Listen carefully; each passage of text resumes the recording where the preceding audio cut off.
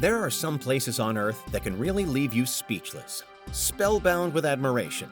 As well, there are some that can leave you lost for words simply because they're so bizarre. But whenever and wherever places like this are found, it's a sure bet that rumors of extraterrestrial involvement are never too far away. For better or worse, it's a fallback explanation that some locations can seemingly never shake off. Welcome to Watch Mojo, and today we're taking a closer look at 4 ancient sites that are always linked to aliens. In this video, we'll travel to some iconic locations. What links them all, however, is that some claim that they may have been built by aliens. These are contentious and controversial theories, and we'll take a look at why, while also revealing what's really happening at these sites. First, to somewhere that's much better viewed from above. The Nazca Lines in the Nazca Desert, 250 miles south of Lima in Peru. In all, it's a 19-square-mile spot on the surface of the Earth that's been seemingly carved up into crisscrossing lines and complex shapes. On the ground, you'll find shallow grooves cut into the dry soil, anywhere from 1 to 6 feet wide. Get to higher ground, though, or get in an airplane, and it's quickly revealed that these indentations combine to form larger, recognizable pictures. Among the most famous are the spider, the condor, the giant, and the monkey. So how did they get there, and what do they signify? The alien explanation is most infamously linked to the Swiss writer Erich von Däniken, who published his best-known book, Chariots of the Gods, in 1968. Regarding the Nazca Lines, von Däniken has variously suggested that they are landing strips for incoming alien crafts. The idea is that, at some point in the distant past, extraterrestrial beings showed up in Nazca, carved the ground up into recognizable images and symbols before leaving, probably with a spaceship full of earthly resources. The theory goes that these aliens were humanoid and possibly shimmering godlike as they descended. Scientific research doesn't back von Däniken up, however.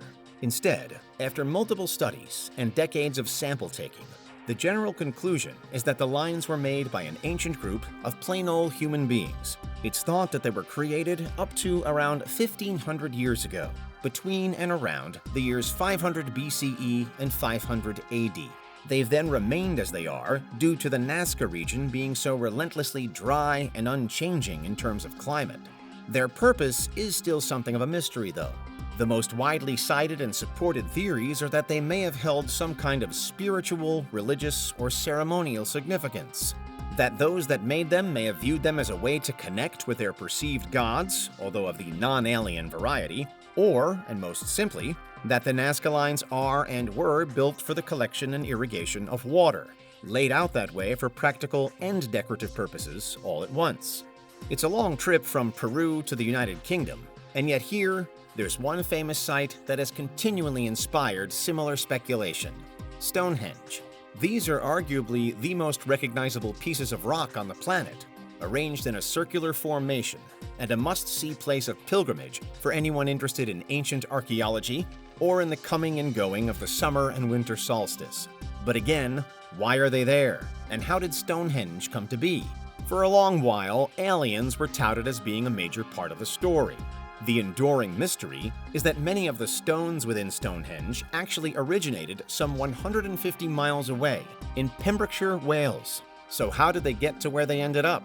Erich von Däniken is again among some of the earliest speculators to suggest that, well, aliens did it. In more recent times, the idea of a race of earthly giants moving the stones has garnered more publicity. Again, mainstream science doesn't support either theory. Although, again, there's an ongoing debate as to what really happened. In 2019, new research claimed to have discovered the precise region in Wales from which the stones were probably quarried. Meanwhile, since the 1990s especially, various Neolithic building and transit techniques have been shown to be viable, including transporting the stones on a wagon or sleigh that's then slid along a purpose-built track slathered in animal fat. It perhaps wasn't glamorous, but it was possible. And all without an alien overlord watching on and cracking the whip. Of course, another reason why sites like Stonehenge are so intriguing is because ultimately, they're not totally unique. There are various megalithic structures and monuments discovered and excavated all over the map.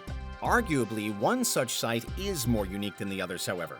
The Moai statues in Rapa Nui, otherwise known as Easter Island. These enigmatic figures stare across their isolated home, captivating global interest. But what's their story? Here, the main point of contention, and the first place that so-called ancient alienists debate, is the age of the statues. Most archaeologists date them as having been built up to 750 years ago, between 1250 and 1500. But not everyone agrees, with alternate theorists suggesting that the materials used are much older and that some of the figures drop far deeper into the ground than the mainstream timeline allows them to. There are also apparent carvings on many of the statues, which some commentators suggest shows that their design was guided by a higher power.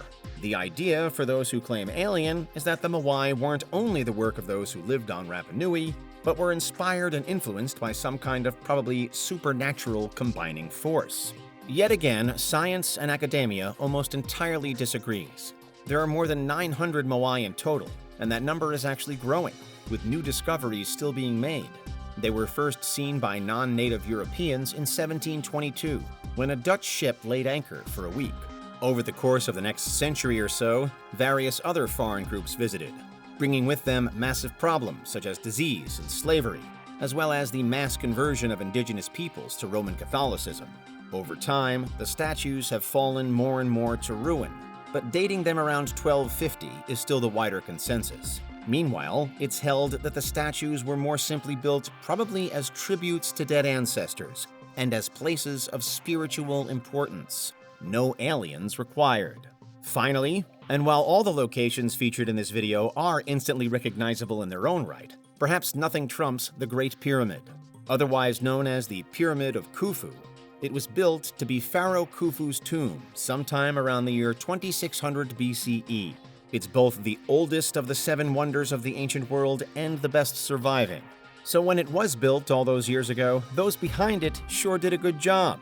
Nevertheless, question marks over its origin have been raised for decades. For those like Eric von Daniken, the Great Pyramid simply has to have been built by aliens. Its construction is too precise, too strong, and just too difficult to believe otherwise. There's also the long-debated idea that the pyramid and the two either side of it were erected in just the right positions to perfectly align with the 3 stars of Orion's belt, a concept most closely associated with the Egyptian-born Belgian writer Robert Bauval. However, in more recent times, many of the more otherworldly theories surrounding the pyramid have either been outright debunked or more scientifically acceptable ideas have come to the force. For decades, there had been confusion as to exactly how the pyramid could have been completed, but now we know that it would have been achievable with rope and pulley systems. We also know, thanks to excavation work in the area, that a workers' town of up to 40,000 people was built to host the workforce required, again without any need for alien tractor beams. After a discovery of a nearby and abandoned quarry in 2017, researchers are also confident as to exactly where the blocks of stone needed for the pyramid came from. As with the Nazca lines, Stonehenge, and the Moai, there's no doubt that the Great Pyramid does still hold many mysteries, but the alien claims appear to be getting weaker under modern study. In general, for those who rally against the suggestion that an alien power might have been responsible for these sites, there's also a wider issue at play.